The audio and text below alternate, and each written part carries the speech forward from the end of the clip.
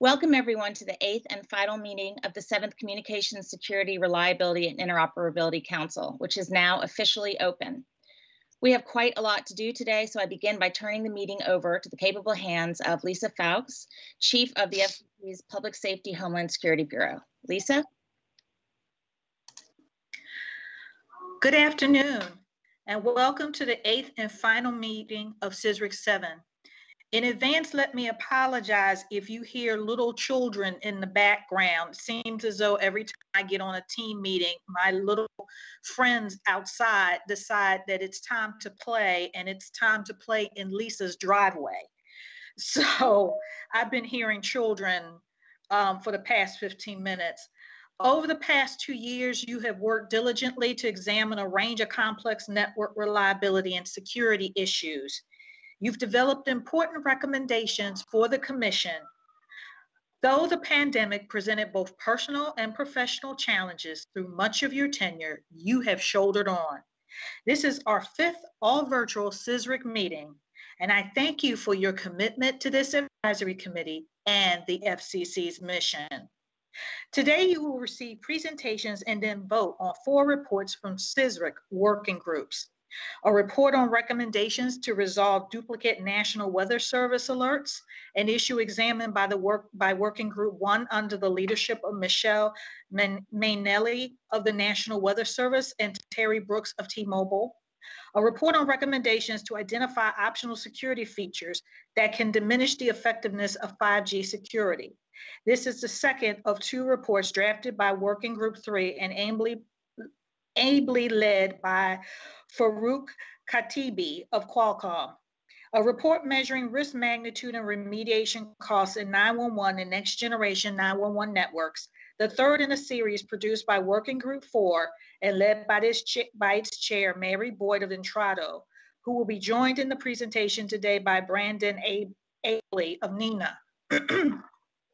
And finally, a report on session initiation protocol, security challenges, and mitigation, a topic examined by Working Group 6 under the leadership of Danny McPherson of VeriSign.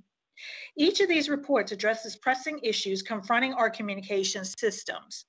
Taken together, CSRIC 7 has produced an impressive set of 9 reports during its charter. Thank you for the intense effort that went into all of these recommendations. Your hard work will benefit the nation by helping to strengthen the security, reliability, and interoperability of our communication systems. Last, while this is the final meeting of CSRIC 7, we know there is no shortage of network challenges to be addressed. The FCC plans to reassess the work plan for CSRIC and recharter it for the future. With that, I'll turn it over to the CSRIC 7 chair, Charlotte Field.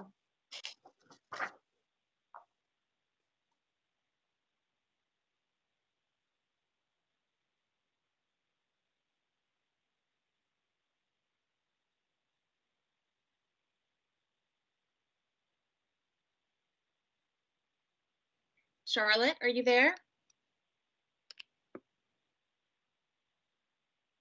Sorry. I had a mute problem. Of course. So thank you. First of all, I wanted to welcome everyone to CSRIC 7, the final meeting. We have gone through a lot during the 2-year time period that we've been in motion, especially considering the last year and the episodic pandemic that we've been throughout the last year. I'd like to thank all the members for their participation, but also like to thank Lisa, Suzanne, and Kurian for their support of CSRIC 7. And with that, and without further ado, since we do have 4 reports to go through and there's been a lot of work associated with them, I would like to move on to the roll call. Okay, so Brandon Abley, are you here? Present. Mark Annis? Present. Thank you. Thank you. Mary Boyd? Mary, are you there? Thank you. Yes, ma'am. I took it off mute. Thank you. Wade Buckner? Here. Thank you. Brian Daly? Brian Daly's present. Thank you.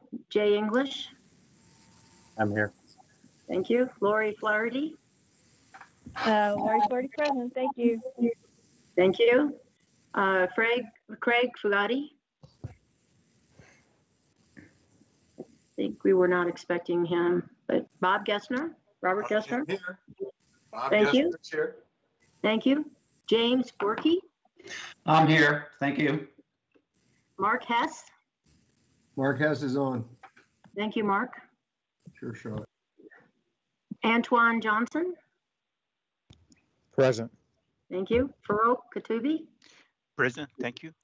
Thank you. Chandra Kataru,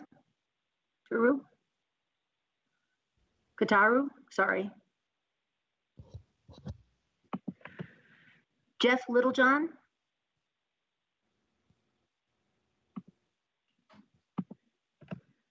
Tim Lorello.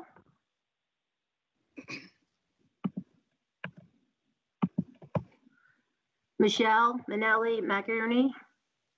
I'm here. Thank you. Danny McPherson. Present. Susan Miller. Present. Richard Perlotto, sorry. Christina Pusak. Michael Rapp. Here. Thank you. Pat Roberts. Here. Thank you. Travis Russell, I think I heard Travis. Remotely but cheerfully present. Thank you. Francisco Sanchez. I'm here. Thank you. Thank you. Dorothy Spears Dean. Okay. Brian Trosper. Present. Thank you. Steve Watkins. Steve Watkins present. Thank you. Kathleen Whitbeck. Kathy. Okay. And John Williamson. Okay. Okay, so we're going to be moving on into the first presentation. Can we move the slide presentation forward, please?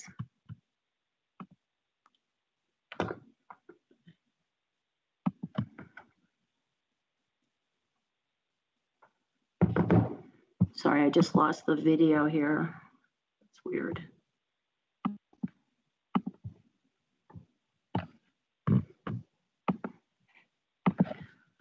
Okay. So we're going to have a presentation by Michelle Manelli and Terry Brooks, co-chairs of Working Group 1, recommendations to resolve duplicate NWS alerts. Michelle and Terry, you have the floor. Thank you, Charlotte. Hello, everyone. So if we could go ahead and go to the first slide. So I'll be presenting today on Working Group 1, 2 different reports that we have done throughout the span of CSRIC 7, and we'll be looking at the second report today. If we could go on to the next slide. So Working Group 1 has produced 2 reports during CSRIC 7. The FCC tasked CSRIC 7 with producing emergency alerting standard operating procedures, specifically with a focus on engaging all stakeholders involved in the dissemination process, and then a second focus as well on the retraction of false alerts. And that was, I'm sorry, we're actually 1 slide ahead. In any case, that was approved and released a report on September in 2020. And then today, the FCC has also tasked CSRIC 7 with recommendations on the overall best solution or solutions to resolve the duplicate NWS alert issue, while taking into consideration all aspects of the problem and all relevant stakeholders' concerns, as well as balancing the costs and benefits for the majority of the stakeholders. And this is the report that will be presented today and put forth for the Council's consideration and approval. All right, thank you. If we could go on to the next slide. So just looking at the agenda, what we plan to cover today, and this will be just after we, of course, look at the working group membership, but we'll be talking about the background of Working Group 1, the background of the actual problem that we are addressing, the approach, the analysis, the conclusions of Working Group 1, the recommendations being put forth, and then the expectations for next steps. So we can go on to the next slide. So you can see this rather large list of Working Group 1 members. These topics involving the emergency alerting systems are very complex and carry a widespread interest, as you can tell by the length and diversity of this working group member list. It has been really amazing to work with and learn from these people that are supporting these very critical systems. And I know that it's already been mentioned a couple of times today that we've had this pandemic going on over the last year. If anyone's jobs are hit hard by this type of occurrence, it is the people that you're looking at on this list. And the fact that we didn't see people backing down and saying they didn't have time to work on these projects. There was that realization because of their jobs and how important these are, and these people putting in so many hours working with each other, very enthusiastic about what we've been discussing, coming to compromises, and it's just been an amazing experience working with everyone here. If we could also go to the next slide, you can see the Working Group 1 alternates as well. The alternates are also there for all of these meetings, digging in and contributing. So just this entire group has been great to work with. I'd also just like to quickly mention that National Weather Service and FEMA have been bringing in subject matter experts as well that have contributed to these conversations. And just a quickly note, working with my co-chair has been a wonderful experience. Michelle with the National Weather Service, she brought in background and expertise. She's been steering the framework of Section 6, which is our proposals section. That is all of the technical framework and information that we needed in order to use as a basis to move forward into our conclusions and recommendations. So it's just been really great working with Michelle on this as well. So if we could go ahead and go to the next slide. So looking at the background specifically for Report 2, under certain conditions, the public receives duplicate National Weather Service alerts. And this is not because duplicate alerts are being sent. So we had to look specifically at what it is it's in the system, what causes these alerts to occur. It looks like the public is receiving duplicate alerts coming out of this system. So variations may occur as the alert traverses the NOAA Weather Radio All Hazards, which most people know as NWR system, using specific area message encoding. And that alert is modified in some instances, creating 2 or more EAS versions of that original alert. So when the equipment is receiving this, it's doing a byte by byte comparison of any given set of alerts that it receives.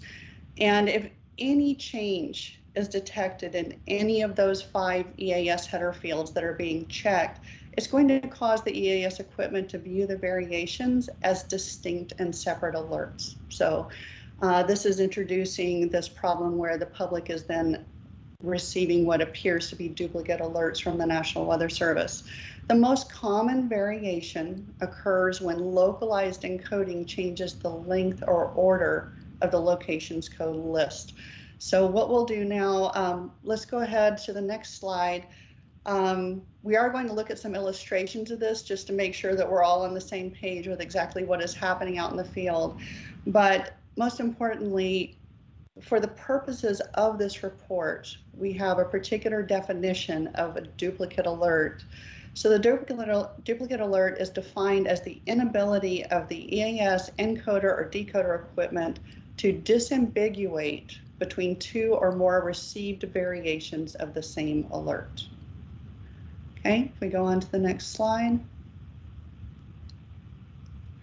So we're going to take a look with some illustrations of what happens out in the field, just to make sure everybody has a firm understanding of the specific problem that we're trying to address, that Working Group 1 is trying to address. So when you have an alert come out, it goes out over multiple NWR transmitters. So what we have illustrated here is 2 different NWR transmitters, transmitter 1 and 2. And you will see those sending out slight variations of the alert, because the first transmitter you can see is sending out its location code list as just location 1, just using shorthand here for ease of illustration. And that's going to go to the EAS equipment. It's going to be relayed along the line through broadcast, and eventually you still have just L1 here. And in this figure, if you look at the lower half, you have just location 2 being passed along. But you'll notice here, and this is the case in the majority of the field, you will have some natural barriers that are there in between the broadcasting areas that have location 1 and location 2. So that's going to keep this all lined up so that all you have is just that single alert reaching the endpoint in both of these cases. Now we can have something different happen in the field as well, though. If we go on to the next slide, this is an illustration of where we have a break in those natural barriers. And what we have here is NWR transmitter 1 sending out an alert that has just location list of L1. NOAA transmitter 2, same as before, sending out L2. However, due to a break in the natural barriers in the field, we will have a transmitter that caught that list that had just had L1, and it's going to actually, its broadcast is going to reach an EAS encoder decoder that also is catching the L2 version of the alert. So what's going to happen is those 2 alerts to that particular EAS equipment will look like separate alerts, separate distinct alerts, because it's going to do that comparison of the 5 header fields, and it's going to see that difference. So it's then going to also be relaying the L2 and L1 version, not just one or the other. So this is what we see happening in the field quite a bit. And as I said, there are 5 different header fields that are compared, but this is our primary concern, the primary cause of these duplicate alerts that we see happening in the field. So we go on to the next slide.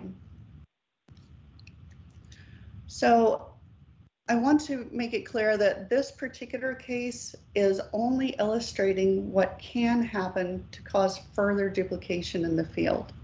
If you'll notice at the bottom where we have the NWS cap source here, we have a red parenthetical under this.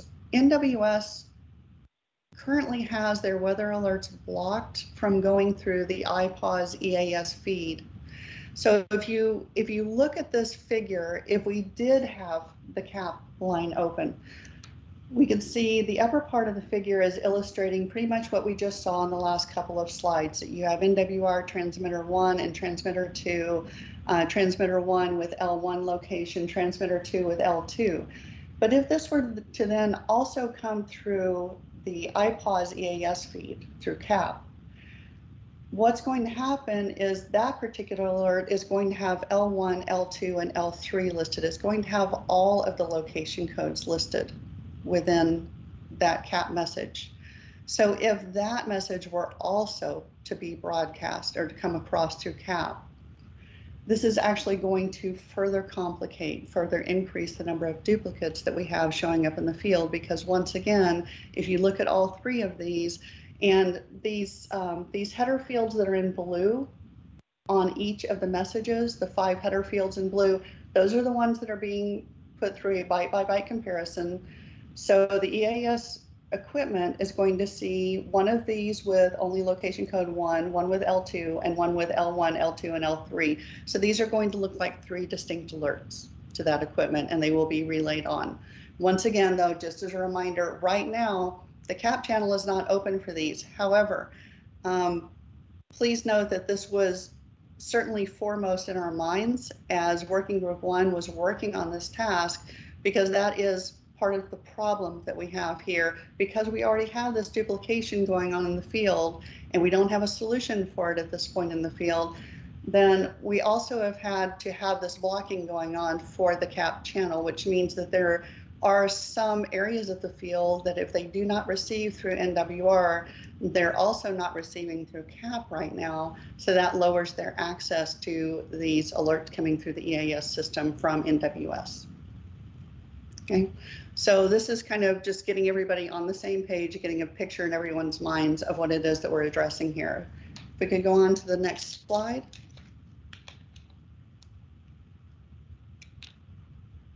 So this goes over our approach specifically for report number 2 within working group 1.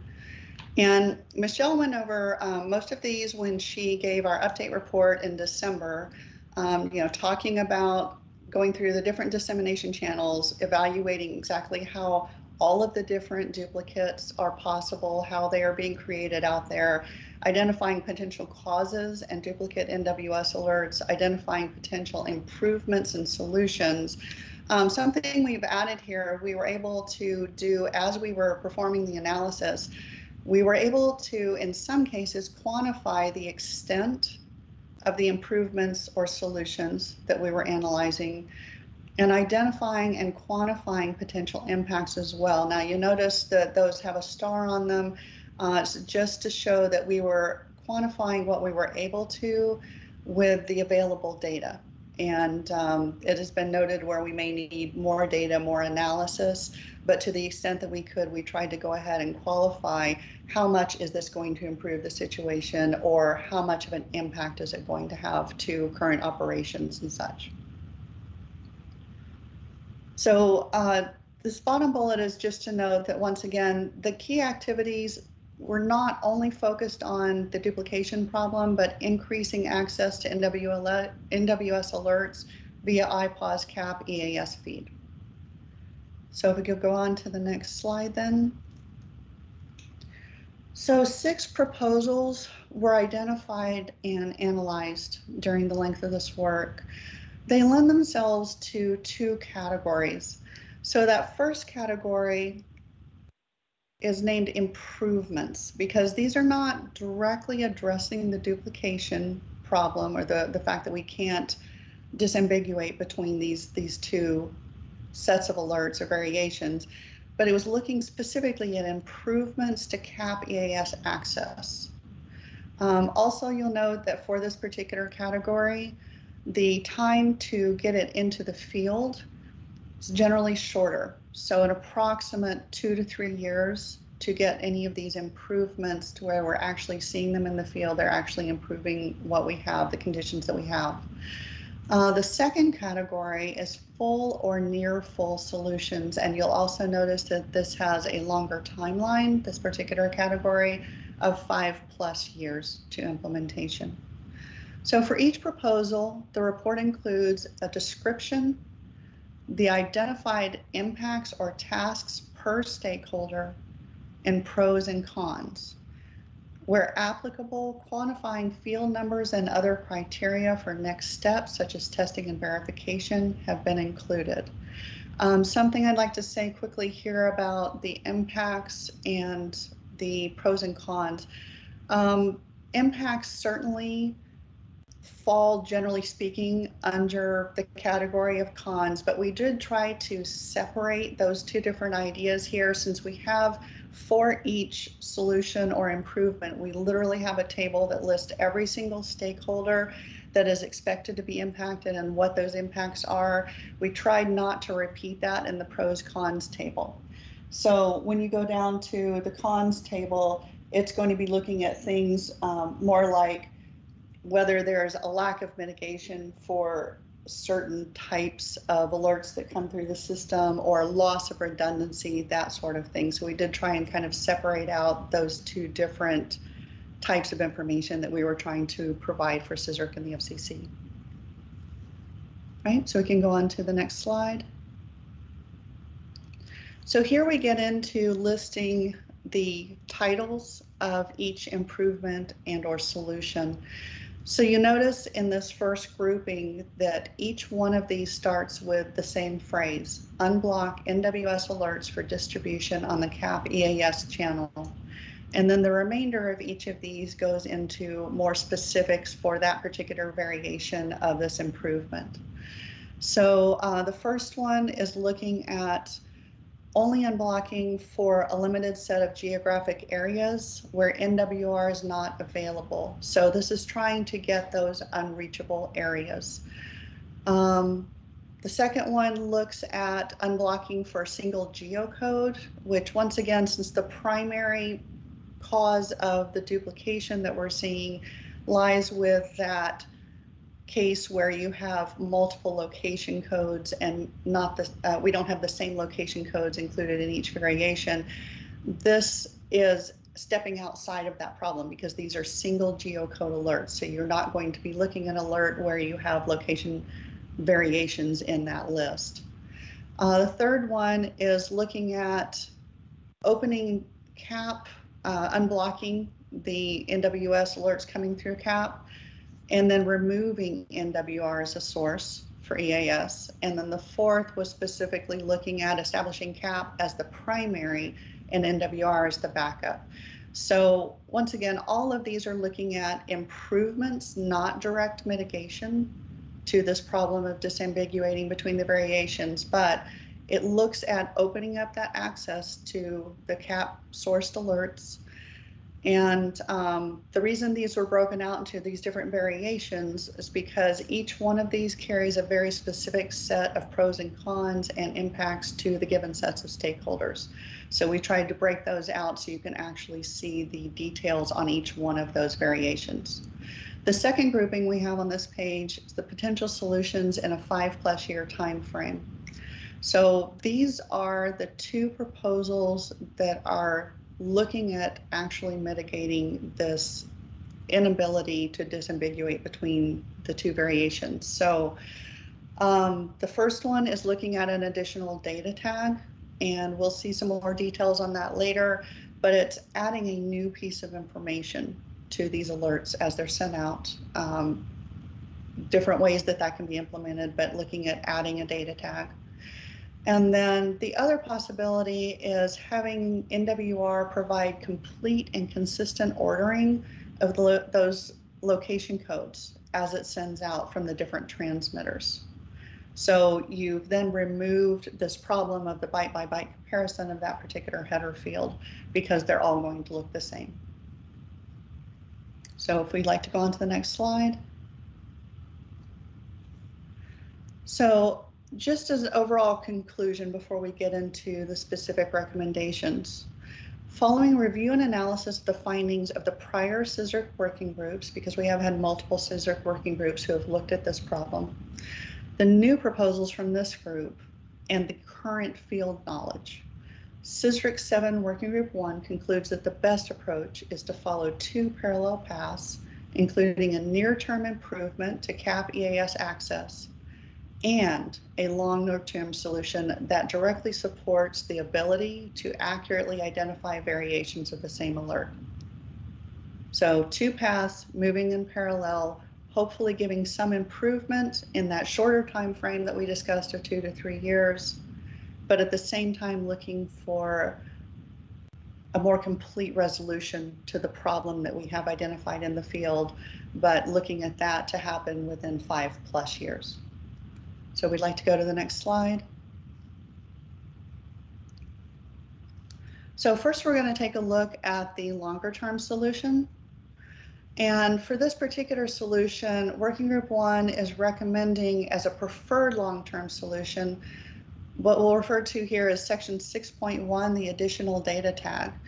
This solution adds a data tag to uniquely identify each alert, directly supporting the ability to detect separate instances of the same alert. That includes both the NWR sourced and the ones coming through the CAP EAS channel.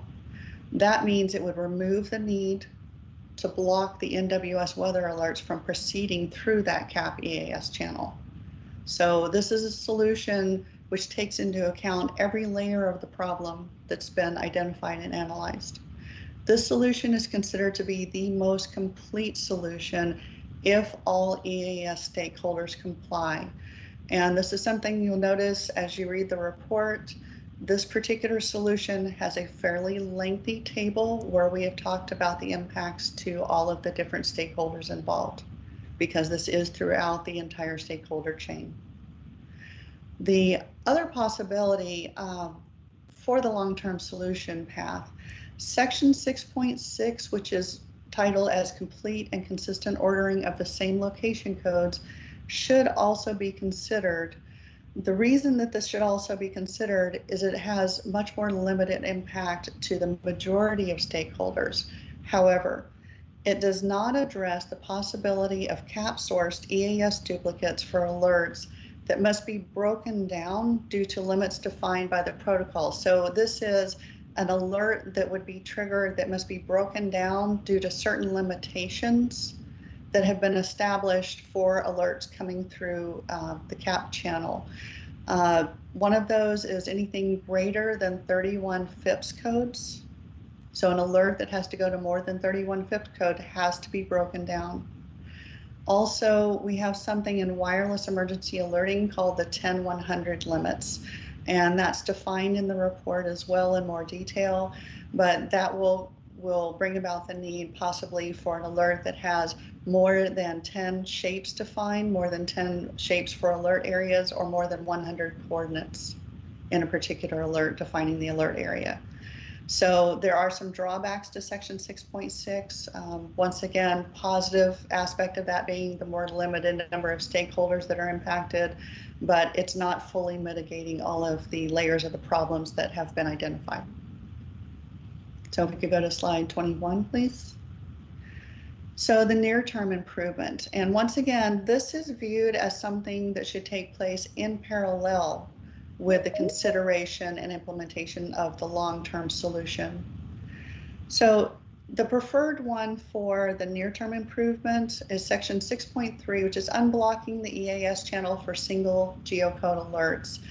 The reason this is preferred, it has minimal impacts to EAS stakeholders. And once again, it's in that 2 to 3 year time frame because it has fewer impacts to stakeholders, likely to be an even shorter, in the shorter range or end of that range of time frame. Section 6.5, establishing CAP as a primary NWS EAS source with NWR backup. So we're saying that this might be considered as an interim approach, in other words, the short-term or near-term improvement. However, this has more significant EAS stakeholder impact. It also has the possibility, if you'll remember, right now when we looked at that last figure, it noted the fact that the CAP source is blocked at this time. So if we unblock this and we don't have any other solution in place that is actually working on that detection of variations, this has the chance of generating additional CAP source EAS duplicates. Once again, going back to those 2 reasons that an alert may have to be divided or broken up into multiple alerts, greater than 31 FIPS codes or the WIA 10-100 limits. So those are our additional considerations if section 6.5, that particular solution is considered as a possible competition for section 6.3, which is the preferred solution at this time, or preferred recommendation. Okay, if we go on down to the next slide then. So we have some next steps for a variety of reasons that are noted in the report. But final decisions need to be made as to the exact improvement and/or solution to fully pursue and the implementation details. Once again, as I mentioned, each section for each improvement or proposed solution has a description, it has a variety of impacts. We've also tried to identify specific criteria that need to be considered, further investigation that might need to be done. So we get into that with this second bullet, where applicable and known, the need for additional quantifying information, testing, and specific criteria for making subsequent decisions are included in each section describing an improvement or a solution. So we've tried to include as much information as possible. If that information has already been identified and quantified, it's included in there. If the information needs to be found, we've also tried to mention that. And final bullet on here in the next steps, all recommendations for improvements and solutions will require close coordination for testing hardware software changes throughout the entire dissemination value chain. And any implementation of these recommendations will follow appropriate notification timelines. So once again, going back to what I said in the beginning, it's a very complex system, many, many layers of stakeholders here, and the coordination is going to have to be extremely, extremely fine-tuned in order to make sure that there are no surprises, no changes without full notification and readiness in all of those stakeholders. Okay, if we'd like to go on to the next slide, I think we're just down to working group 1 questions.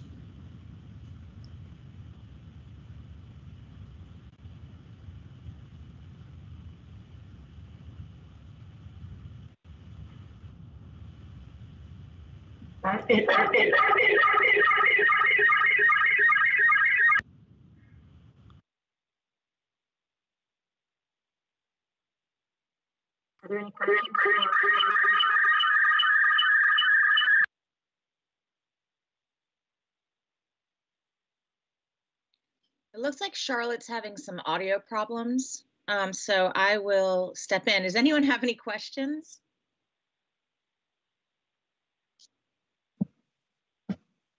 Charlotte, are you back?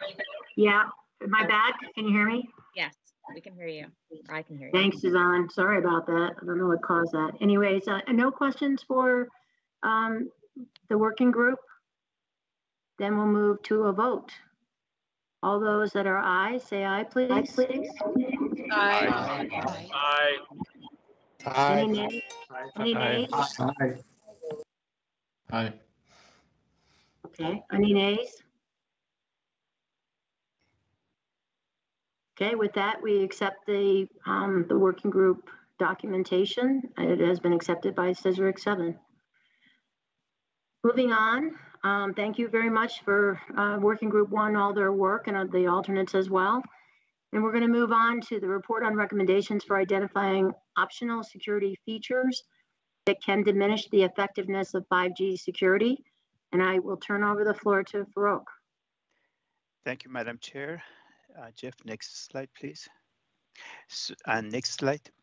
So in a way of background, the scope of Working Group 3 was to analyze 5G security, specifically the work that was done in 3GPP release 15 and 16, and identify any weaknesses and see if we can come up with some mitigation techniques so that we can reduce those weaknesses. Next slide, please. We were two objectives that we were given was the first one was to evaluate release 15 and 16 3GPP specification and identify any risk areas and propose some mitigation techniques. The second objective was to identify any optional features in 3GPP specification. As you may know, 3GPP is famous for creating a lot of optional features, mostly because of, different regions have different requirements. So the idea was to look into those optional features and identify what should be done in the US. Next slide, please. So we were asked to do 2 reports. The first report was on network reliability and security risk reduction. Next slide. And the second report was to identify these optional features and propose some recommendation to address the gaps as a result of those optional features. Next slide, please.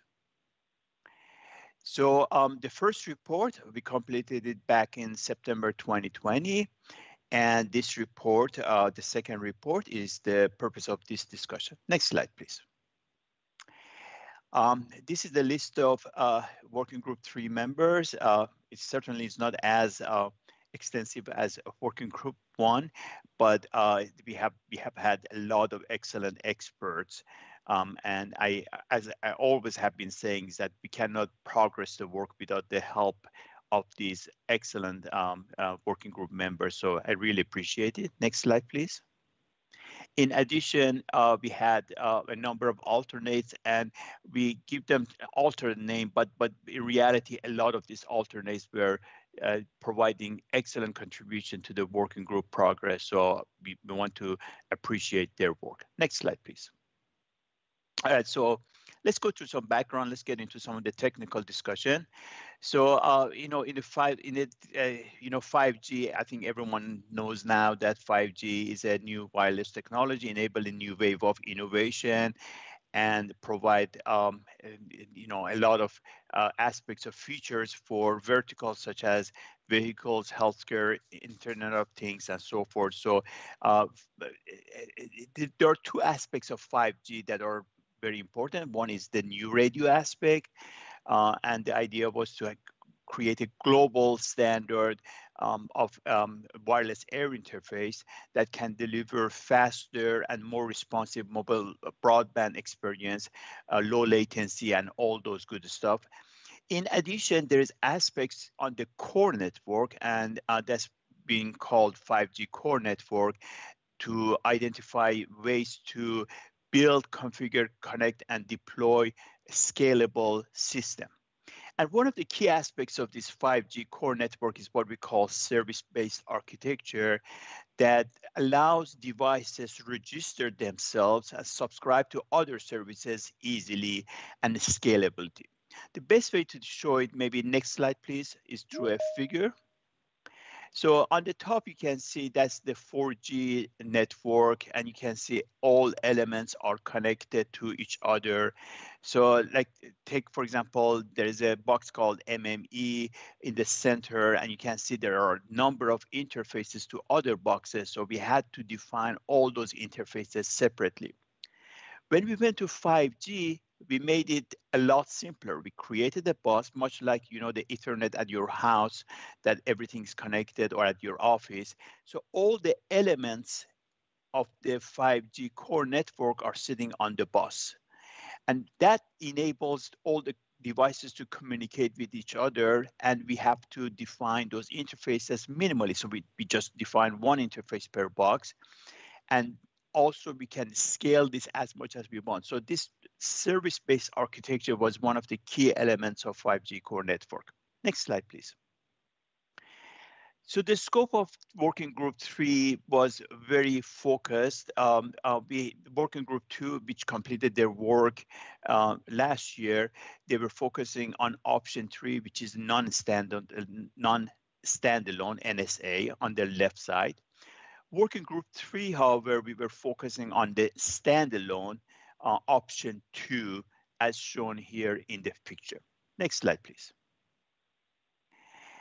So let's talk about the methodology, and this is where I get a little bit excited. So let's talk about the methodology of how we did this thing in Working Group 3. We took it in two different ways. We did an analysis based on the bottoms-up approach as well as the top-down approach. In the bottoms-up approach, we had a group of members that took the relevant 3GPP specs, and specifically 3GPP TS33501, both release 15 and release 16, and dissected it line by line, paragraph by paragraph, and identify what are the optional features in the specification and how those optional features relate to what category. So that was the bottoms-up approach.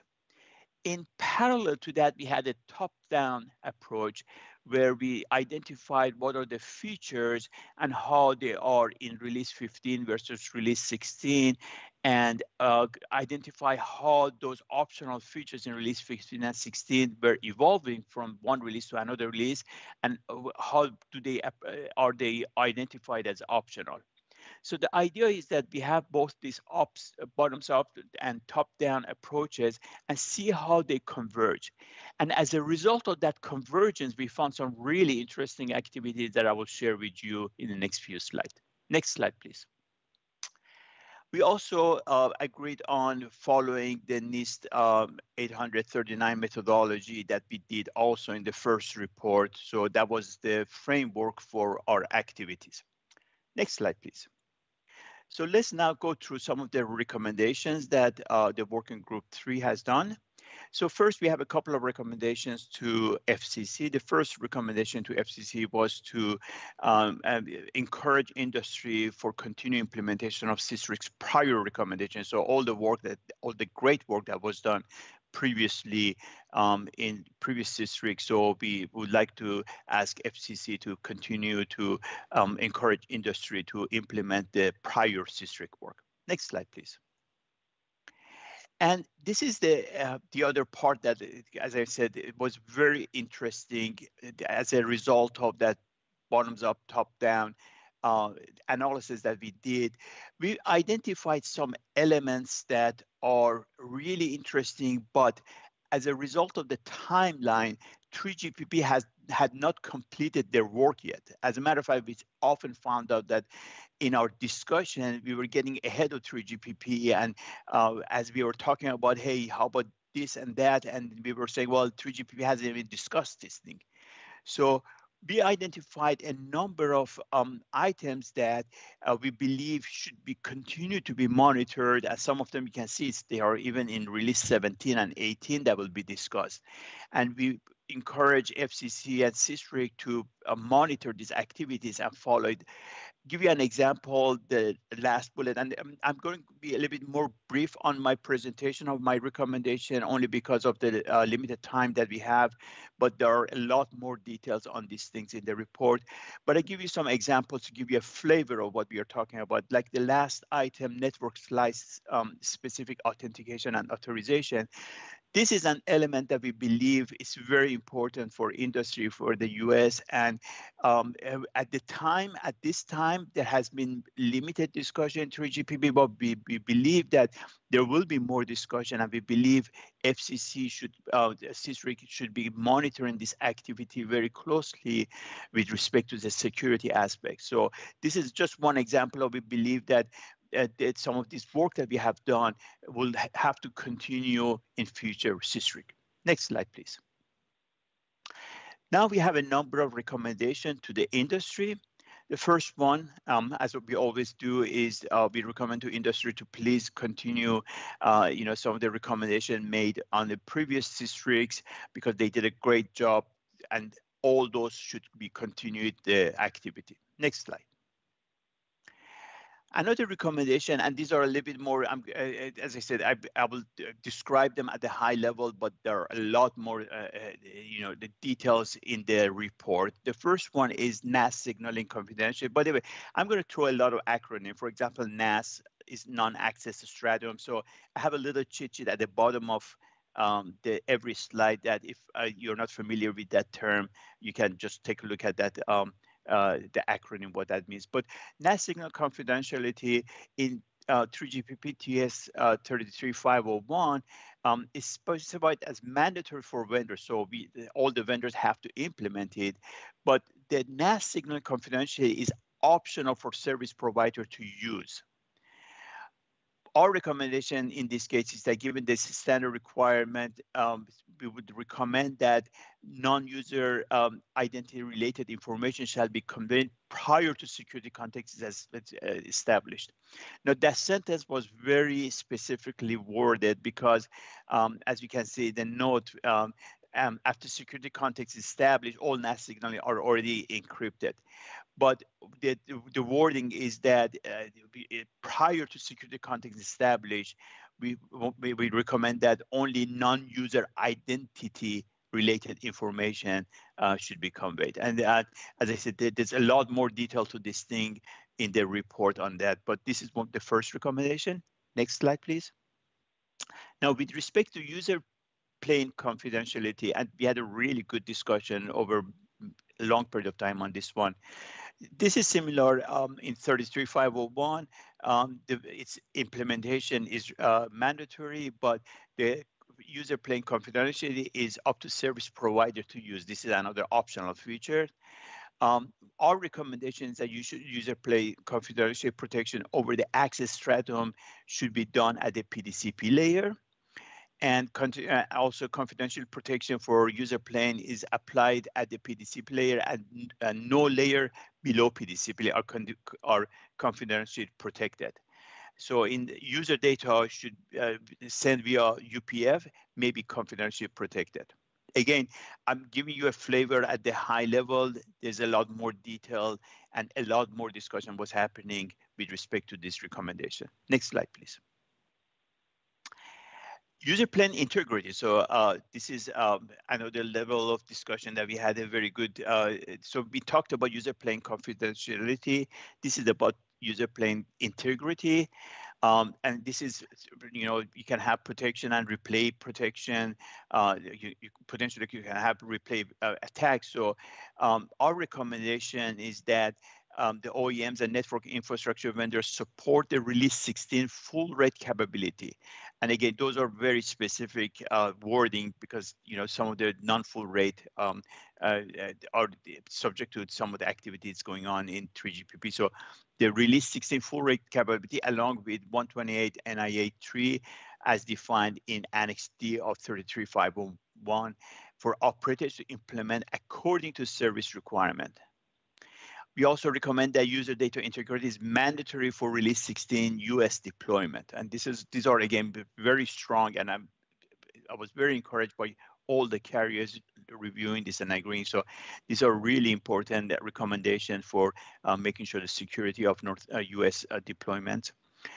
With this goal, while the goal is for mandatory user data integrity in release 16 US deployment, CSRIC 7 recognize that during operators' network transition to consistent and ubiquitous 5G standalone availability and coverage, operators may defer deployment user plane data integrity protection during this transition. So there is a transition period, we understand, and we have provided some example of impacts that can provide as this seamless integrity protection include. Next slide, please. Oh, this one, another interesting one that we had a very good, lively, good discussion on it. This is with respect to radio resource control signal confusionality. And again, in 3GPP 33501, it's mandatory to implement, but optional for service provider to use. Our recommendation is protection of the RRC signal confidentiality is important. So only non-identity related information shall be conveyed prior to security context established. So this is important. So before the security context established, again, we would say that do not send anything other than non-identity identity related information. This is related to the user plane confidentiality as well that we discussed earlier. Next slide, please. And this one was another one that we had a very good discussion on it. This is with respect to subscription permanent identities, SUPI, and international mobile subscriber identity, IMSI, privacy. So in 33501, there's a mandatory to implement support for SUPI and IMSI privacy. However, 3GPP allowed for some exception where the subscription concealed identity SUKI may use null skin, null meaning its identity is not protected. So our recommendation is that for the US, we use IMSI privacy SUKI and do not use a null encryption scheme except when the UE is requested emergency services. Also, it's recommended that no other exception allowed by 3GPP in release 16, such as for null encryption, be used by devices or networks in the US. Because this may result in roaming 5G device configured by operators from outside the US being unable to connect to 5G standalone option 2 network. Next slide, please. And this one is with respect to network security IPsec. Again, this is mandatory to implement, but IPsec is optional for provider to use, service provider to use. Our recommendation is that use IPsec or use of some kind of tunneling technology, such as VPN, for protection of network security. So as you can see, we went through some really detailed analysis and recommendation. Next slide, please. And this is last but not least with respect to core network security, TLS. It's mandatory again to implement, but optional for service provider to use. Our recommendation is the use of TLS for service-based architecture interface and for SBA, use of a tunnel technology for transport, such as VPN, for protection of core network security. So that concludes the recommendation. As you can see, we had some very specific recommendation to make sure that the US deployment is secured. Next slide, please. So with those recommendations, before I conclude my presentation, I would like to make a quick, if you don't mind, a note from my personal perspective. First, I would like to really thank Working Group 3 because of their diligence, critical thought, and professionalism. It was a great pleasure working with them over the last 3 years, and a great group of people. I also would like to thank ATIS for providing the necessary tools and support to enable working. I remember when I was sharing many CSRICs ago, we had to send email on every contribution, and people would get lost. But now we had a database of all the contribution that people could go to it. We had the email explorer. So thanks to ATIS for providing all the necessary tools to help us with that activity. With that said, Madam Chair, if we can go to the next slide, actually, maybe Jeff, you can go 2 more slides. So let's go to thank you. I'm again saying thank you, but yeah, let's go to that one, to the next one. Madam Chair, I give the floor back to you for question or comments. Thank you, Farouk. Are there any questions for Farouk or other members of his team? One quick question regarding your recommendation for non-user-based information exchange prior to security context. Does that include things like not exchanging IMSI and key encryption details and a UTM before the security context happens with a UE?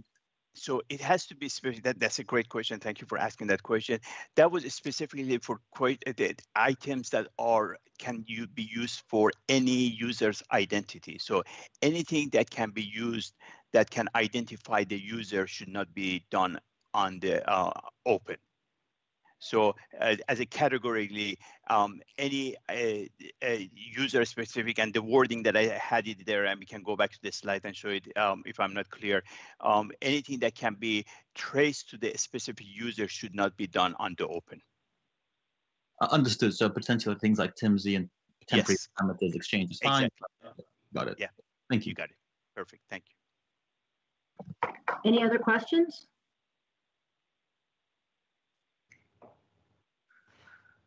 Okay, leaving a little time for unmuting. I'm going to take a vote to accept the recommendations of Working Group 3. So with that, we have the ayes. Aye. Aye. Aye. Are there any nays? With that, I'd like to thank Farouk and his working group for putting this together. I know it was a lot of activity. His working group and the one led by Kathy Whitbeck had a lot of interchange, and I think that was very good for the products that have been delivered. So with that, Farouk, thank you very much. And thank you, Madam Chair. If we could move ahead, please. Now we're going to basically have a presentation from Mary Boyd on report measuring risk, magnitude, and remediation costs in 911 and NG 911 networks. Mary, you have the floor. Thank you, Madam Chair. Good afternoon, Council. Brandon Abley from NENA is going to co-present. I'll take the introduction pieces of it. He's going to pick up the analysis and findings, and then I'll do wrap up, Madam Chair. Jeff, next slide, please. I'm going to run through the introductory slides rather quickly. You guys have heard me many times. Our focus was really on the transition from legacy to next generation 911 networks and the potential risk that could exist in that migration. Next slide, please. Our charter was threefold. One was to look at interoperability. Report 2 looked at the transitional stages to look at what risk could exist. And then, as the chairwoman indicated, this is the remediation portion of our final report. Next slide, Jeff. I'm going to clip through these already. Report 1 completed. Jeff, keep going. Report 2 completed. Let's go look quickly at report 3 that we're seeking adoption. This is the teammate report to report 2. We follow its lead, but we did look in this portion of the risk is what priorities existed, and then those vulnerabilities, and then any remediation cost. Next slide, please. Like, you know, the other leaders of these work groups, we would not be here today without the dedication of everyone that was assigned to the work groups that volunteered to do this. As I've said many, many times, if you're working on next generation 911 issues, this is some of our country's foremost experts in 911, and I'm honored to have been able to be the work group leader. We had the primary members, and then next slide, Jeff, our alternates. Well, alternate is probably not even a fitting term. These guys are as integral to the full work group. I am going to call out Tom Breen, who is alternate for Secular. Tom was our project lead. He kept us on task. I had a little heart attack when he left Comtech, unemployed for 3 days before he went to Secular. So I thought, what would I do without Tom? Because he was the master of the document. So shout out to you, Tom. Thank you, thank you, thank you, my friend. Next slide, please. Okay, we're going to go now into the meat of report 3. Let's go to the next slide, please. We had 2 sub-teams created in order to tackle the remediation and risk aspects. One was the actual technical team. Brandon was a part of that, and that's why I'm going to yield to him and rely on him for the technical review of the report. We also had a best practices team that was equally dedicated, valuable. You will see we recommend 37 new best practices in this report specific to risk and cyber risk. We met weekly, oftentimes, multiple times a week. Next slide, please. The structure of our report is pretty standard for CSRIC reports. Your executive summaries, a normal introductory. We'll take on the analysis the general impacts of cyber, the impacts on public safety. We spent a lot of time on that, and rightfully so. We'll cover the best practices, our findings, and then I will wrap up with recommendations. Next slide, Jeff.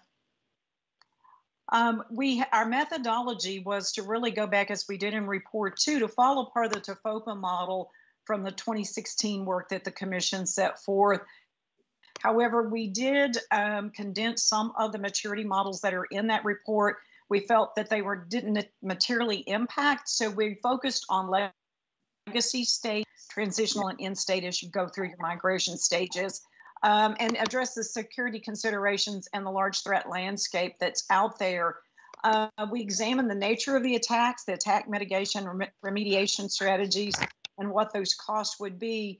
Because of the expertise of this work group, we were able to call on our subject matter experts from both private sector as well as public safety and the association. So the commission was in really good hands with SMEs on this project.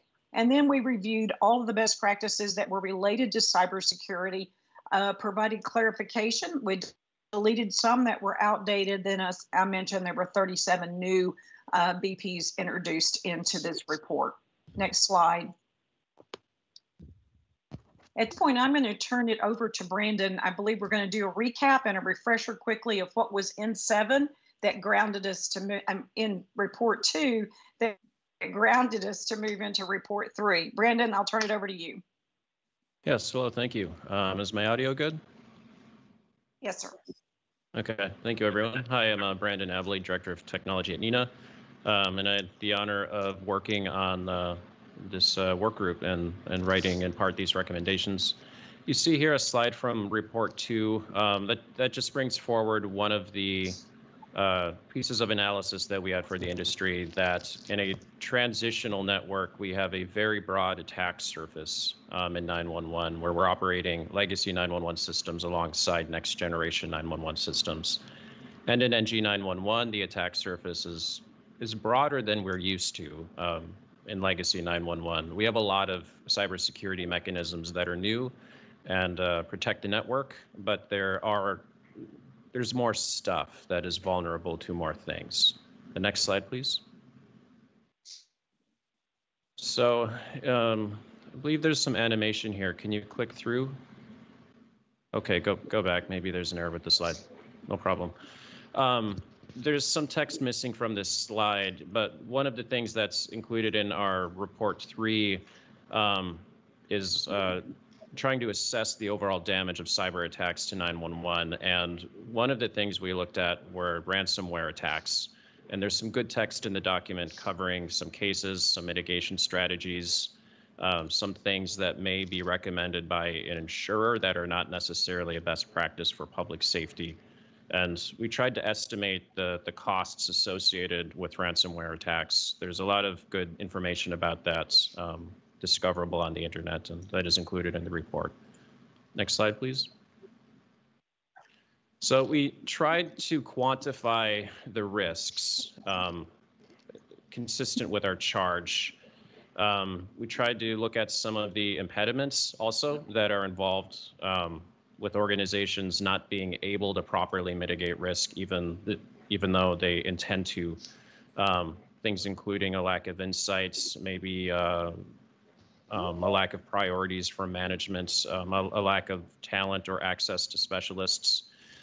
We do have some recommendations for how even small organizations can implement cybersecurity controls and best practices, however, and we do have some directives where the FCC can help the 911 community that I will get to towards the end of this session. Next slide, please.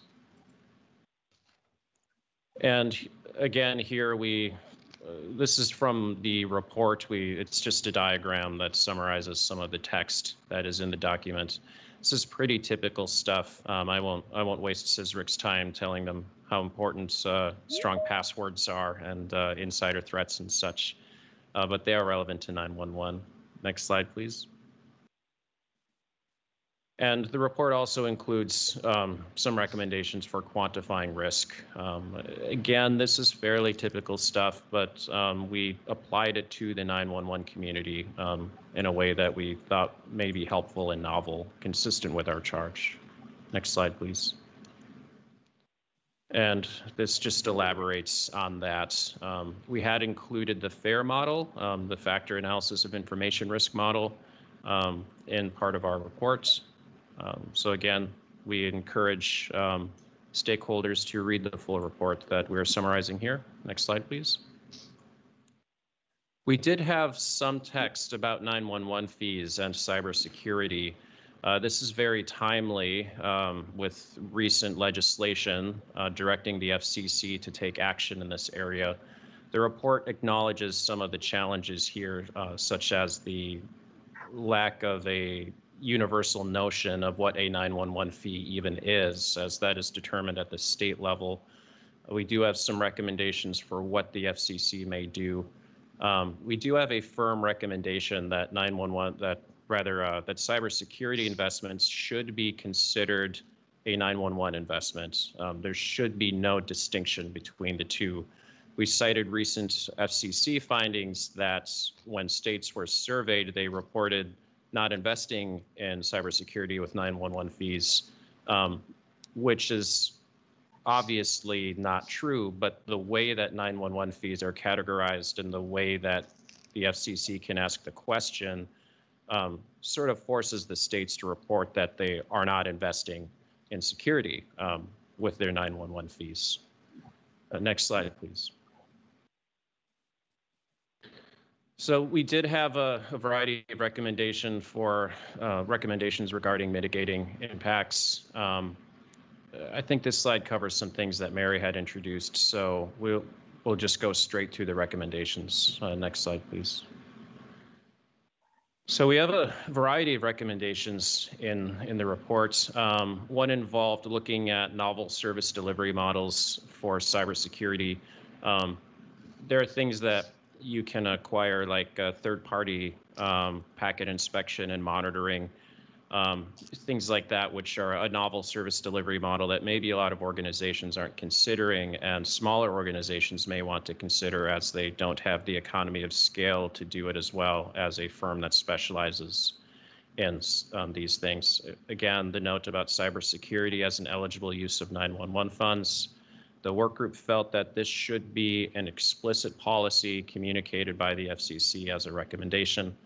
Of course, CSRIC can ask the FCC to do whatever we want to ask the FCC to do. It is up to the FCC to determine whether they can and want to.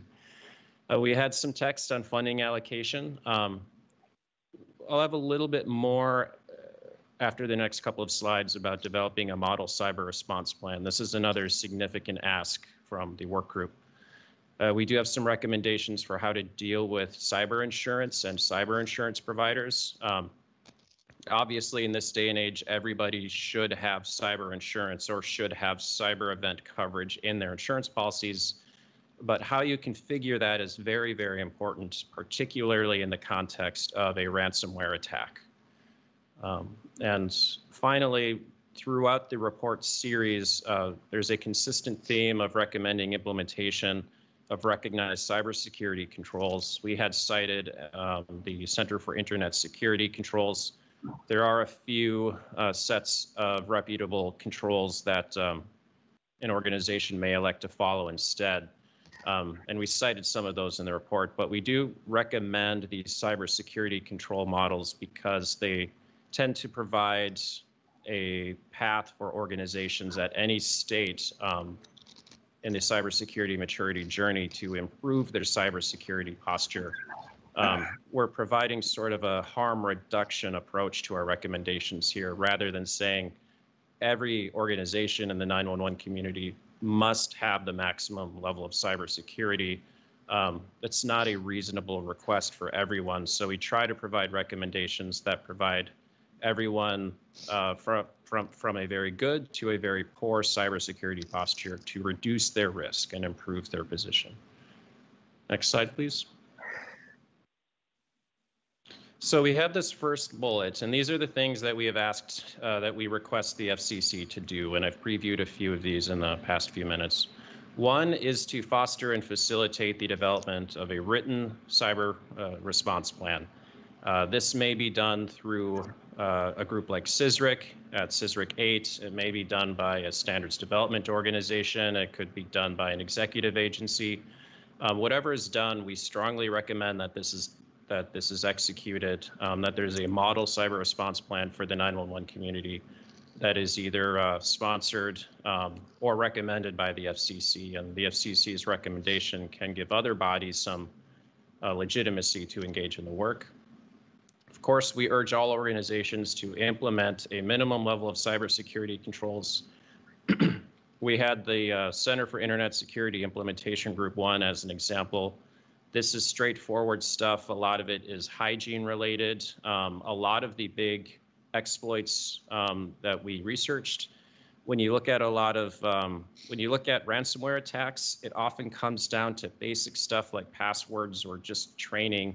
And this is all in Implementation Group 1. There's a recognized body that has a very clear set of instructions that organizations can follow, and maybe more importantly, can present to management as a recognized way to improve their posture and do things. We have some recommendations about call authentication mechanisms for 911 calls in legacy and transitional environments. The shake and stir requirements don't explicitly apply to 911, which may be a gap, but it's something that everyone, including the Commission, should be cautioned about. We do recommend some updates to the emergency communications cybersecurity concept and the cost assessment. That concept was introduced in the TFOPA report a few years ago. Certainly needs to be revisited and updated. I will spare reading through the rest of the recommendations, except for the reminder at the bottom. We do feel that there should be explicit support of spending 911 fees on cybersecurity as a matter of public policy. The need for this is reinforced in the recent proceeding by the FCC on this exact topic. Next slide, please. And finally, we encourage the FCC to continue supporting research into cybersecurity. This effort under CSRIC 7 was exhausting. It was a lot of work, but we felt that it was very, very productive. I personally am honored and privileged to be able to contribute to the group and to present it to the community today. We have a list of other considerations for the FCC previewed here and included in the reports. And with that, that concludes my presentation, and I will hand it back to Mary and the broader CSRIC. Thank you. Thank you, Brendan. Council, I'd also like to point out on the best practices work, we did team with ADIS. Like Farouk, I'm going to do a shout out to ADIS for their support in this initiative, but we worked in parallel, which I know is very important to the commission, as we reviewed existing ones, made modifications, deletions, and then added the new 37. So I know, Suzanne, that's one of your initiatives that you have to be responsible for with the commission. We did team with them, and so I feel like we're turning all of those over to you, and they have been in good hands. A shout out again to ADIS for allowing us to use their platform. As Farouk indicated, it expedited, it simplified, it archived all of our work. So in future years, should we need to go back to it, it exists. So I just want to say thank you. I will turn it back over to Madam Chair for any questions or adoption of our report. Thank you, Mary. I'm going to open up the mic for any questions first.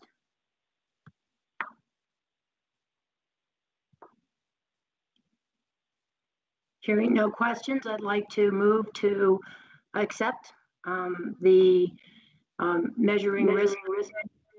Pardon me? Is there a question?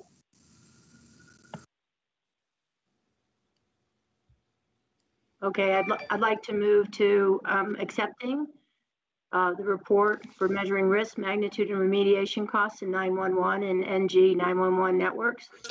If I could have a vote of yay, please do so now. Yay. Yay. Yay. Yay. Yay. Are there any nays? With that, Mary and Brandon, we accept your report. Thank you very much. Thank you. Okay, moving on. We're going to go to our last report for today, which is the report on SIP security challenges and mitigation. And I'll turn the microphone over to Danny McPherson. Danny? Thank you, Madam Chair, and good afternoon, council members. So yeah, we're done with this report. It's been a very long 2 years, in particular the second of those 2 years where we've been working on this. A lot of efforts taken place. A lot of folks have contributed. Let's go on to the next slide, please. So yeah, I'm Danny McPherson.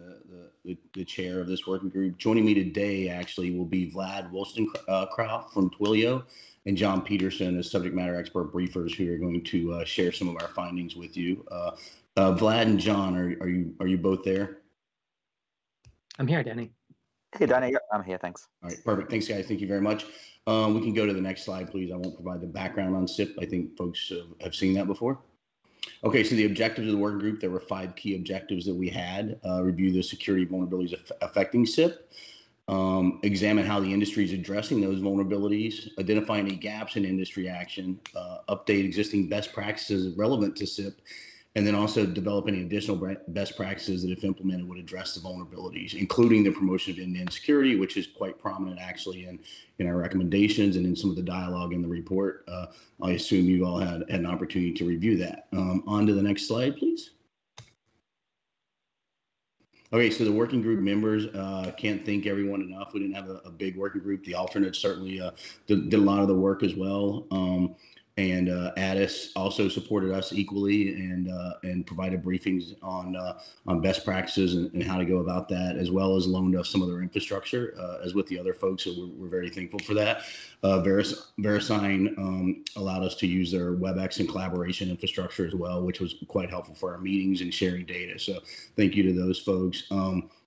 A number of folks contributed to this. Obviously, you can see all the names here. I think you probably know most of these folks, and it was a lot of effort there at the tail end, in particular. After we didn't expect the curveball that that was thrown at us with the pandemic, but we believe we have a fine work product. So okay, on to the next slide, please. So the final report, which Vlad and John are going to talk about in just a moment, provides some background on SIP-based infrastructures and designs and some commonly deployed aspects on implementation as well. So sorry about that. Codifies some of the known SIP vulnerabilities and issues, and then also provides a gap analysis on where what work is being done in the industry, where some issues exist, and then also other areas that need to be addressed with regards to SIP security. So with that, I think I'm going to slide 87, please, and I'm going to hand it off to Vlad to speak for a moment, and then he's going to hand it to John after that. So Vlad, would you like to talk about this? Of course. Thanks so much, Annie, and thanks all for having me here.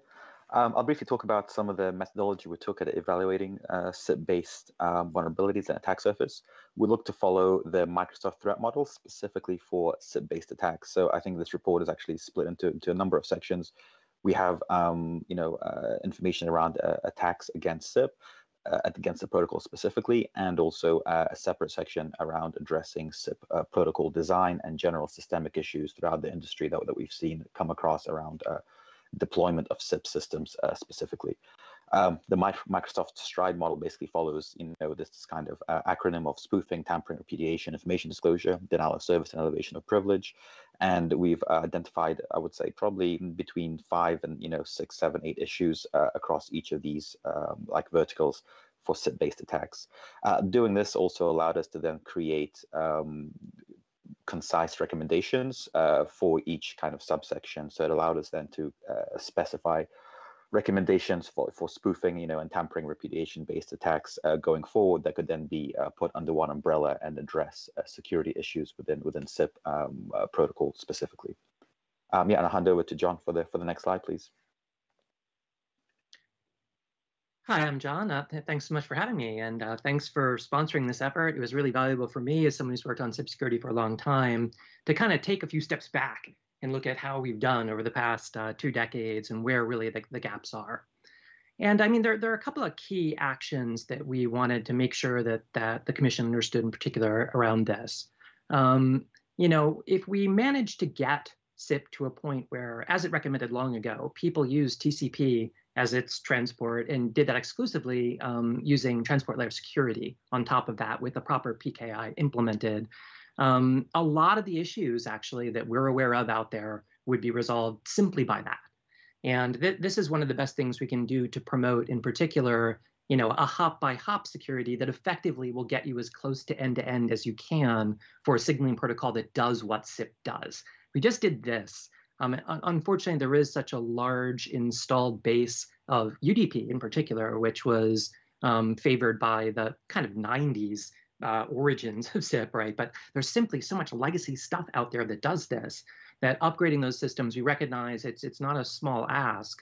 But again, just as far as root causes go or key actions we could pursue, anything we can do to encourage the industry to move away from UDP in particular and to adopt TLS widely so that we're really operating more like the web security paradigm around that. That would have a huge impact on many of our issues. And this is another issue, the second one that goes back to a lot of, unfortunately, the installed legacy. A lot of these systems, unfortunately, were put in place at a time where the kind of automated patching systems and so on that we're familiar with from contemporary applications really just don't exist. And as a consequence of that, there's a poor patch level that we can point to in the industry. There are known vulnerabilities that have been reported in public data trackers. In the report, actually, we do cite many of these public data tracking services that, either have not been patched or are on systems that it's really problematic to patch them, actually. And so this is just tech debt, as we say these days, right? This is old tech that we've had sitting around that we simply need to figure out a way to get updated. In some cases, unfortunately, the only way to do that is to replace it. And the expense of that, obviously, is a significant consideration in how likely we're going to be able to be to get the community to do this. But if we don't do it, we're going to be stuck. And this dovetails with the previous issue as well. Even getting these systems updated to the point they can use DCP and TLS and have like the necessary PKI support can be an issue. To the third point here, I've obviously been heavily involved with the creation of STIR and Shaken over the last 5 years or so. And, we're very interested, obviously, in the upcoming June 30 mandate for the implementation of Shaken for carriers.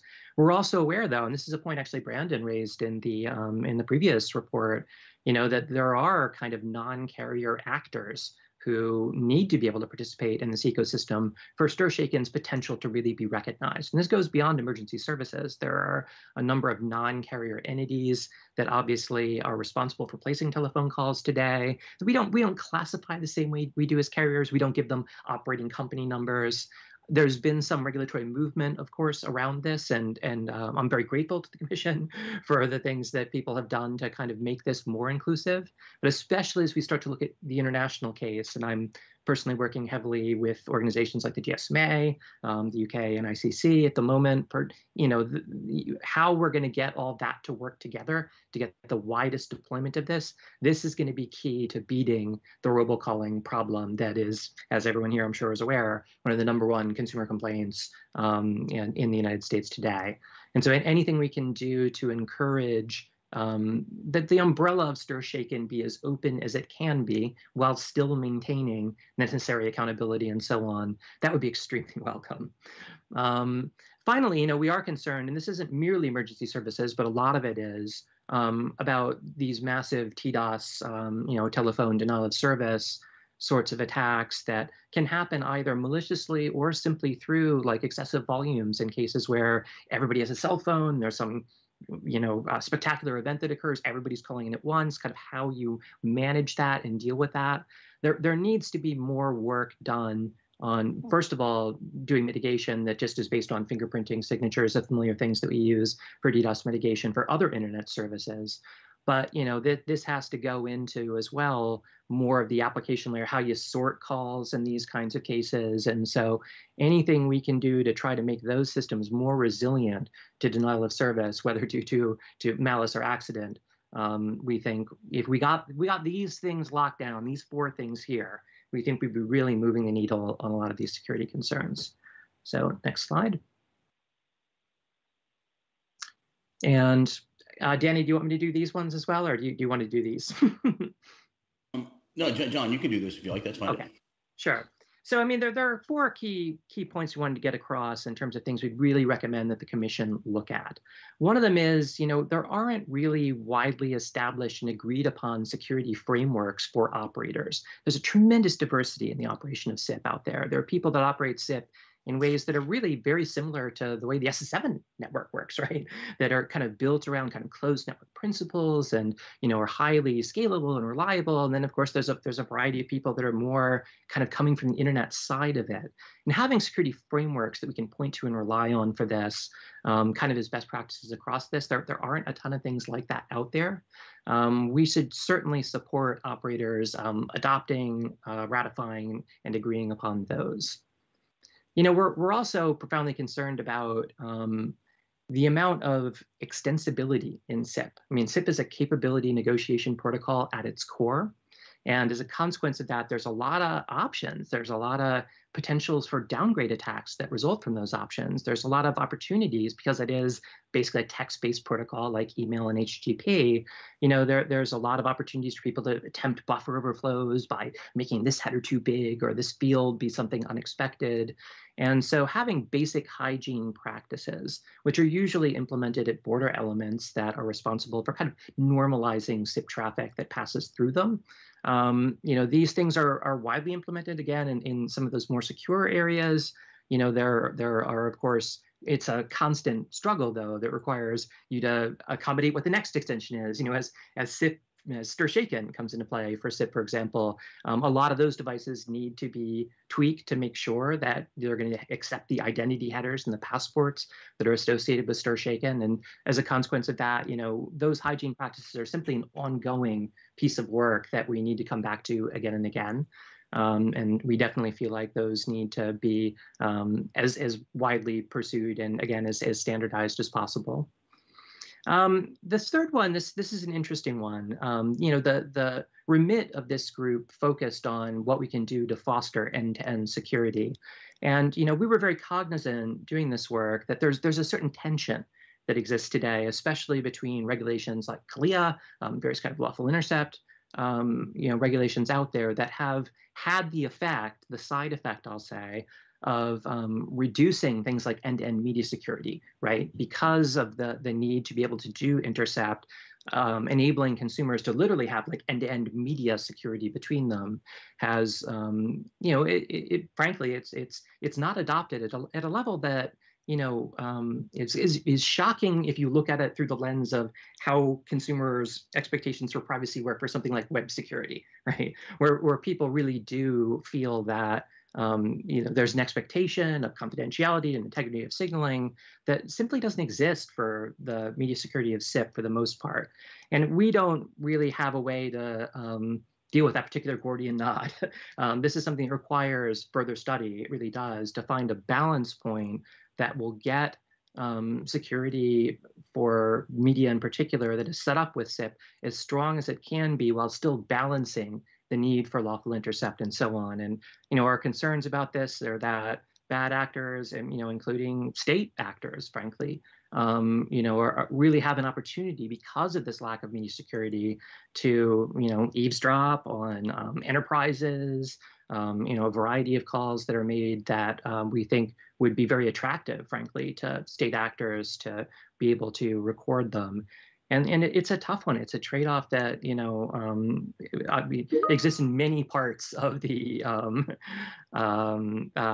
internet ecosystem. And as a consequence of that, you know, I don't think there are any easy answers, but we would urge the Commission to try to find like what the right balancing point and trade-off of this is. And as I alluded to in the second bullet, you know, we want to talk a bit about, you know, the downgrade attacks that become possible due to the extensibility of SIP. And the use of UDP versus TCP with TLS is probably the most glaring of those downgrades, because everything has to be willing to default back to that insecure UDP transport. Again, we would urge the Commission to really look at what kind of downgrades we're willing to countenance as an industry, looking at the security of SIP. We hoped, you know, 15 years ago, that we would be able to move off TCP, move off UDP and get to TCP with TLS imminently. And it's just there isn't enough, I guess, incentive, frankly, in the industry for people to do that. And I think with that, we are passing back to you, Danny. So thank you. All right, John, thank you very much. Thanks to New Star and Twilio for allowing us their experts, and the rest of the working group members and alternates for your contributions there. So with that, I'd like to ask if there are any questions, or otherwise respectfully request that the council consider approving this document. So thank you. Back over to you, Madam Chair. Thank you, Danny. Are there any questions for Working Group 6?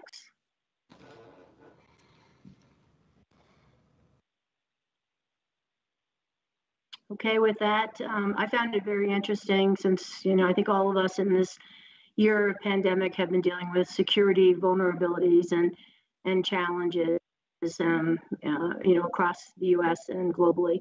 So with that, I'm going to ask for a vote to accept the report on SIP security challenge.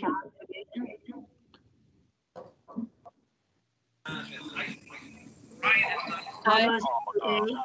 Aye. Aye. Aye. Aye. Are there any nays?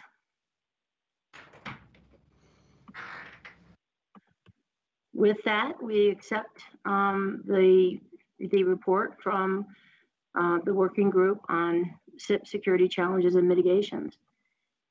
So that's perfect. So with that, I would like to, Suzanne, do you want to do the adjournment before I do closing remarks, or do you want me to do closing remarks?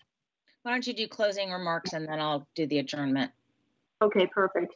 So first of all, I want to thank everyone for their commitment. I know it's been a really, really tough year. And if you think about it, we've had, 4 very detailed meetings virtually since the beginning of the pandemic. In addition, there have been numerous meetings across all the working groups to keep this moving forward. And I know, considering all the challenges we have at work and home, I know that's been a tedious effort for everyone. I'd like to thank, the presenters, Terry and Michelle, Farouk, Marianne, Brandon, and also Danny, Vlad, and John for their contributions today. And I'd also like to say a thank you to Jeffrey, who's been our guy behind the scenes, making sure that we moved from WebEx to Teams effectively. And then also Addis and Susan Miller for all of their support to all of us. And again, lastly, I'd like to really thank the support of the FCC for continuing to move the ball forward on CSRIC, Suzanne, Kurian, and also Lisa. And, I hope all of us are going to be out of this situation by summer, late summer, early summer, doesn't matter, but at least things are getting better around the world and in the US. And with that, again, my wholehearted thankfulness to you all, and I'll turn it back to Suzanne. Thanks, Charlotte. I want to thank you all for your service on CSRIC 7 and its working groups. And I include in my thanks those who served on CSRIC 7 but aren't here today, having retired or been called away for vital projects or for other reasons. I feel like we lost more than the normal amount along the way. But the amount of work and expertise and dedication that it takes to craft these recommendations for the Commission is not lost on me. I read each report carefully when it's delivered to us, and I'm unfailingly impressed by the depth and breadth of your knowledge and work effort. Thank you all very much. I also want to thank Addis for providing IT support for all of the working groups, the documentations, and without that, we would have had a much tougher time. It's deeply appreciated. I also want to thank the FCC working group liaisons, James, Dave, Kurian, Stephen, Rasul, Bo, and Ahmed for their efforts, and Kurian again, who has served as a steadfast and diligent deputy. I deeply appreciate his help. I could not have led CSRIC 7 successfully without all of the support I receive at the FCC, and I deeply appreciate it. And last but not least, as the saying goes, I want to thank our chair, Charlotte. Charlotte, it's been an absolute pleasure to work with you to lead CSRIC 7. Thank you very much. With that, the final meeting of CSRIC 7 is now adjourned. Thank you all. Everybody be well.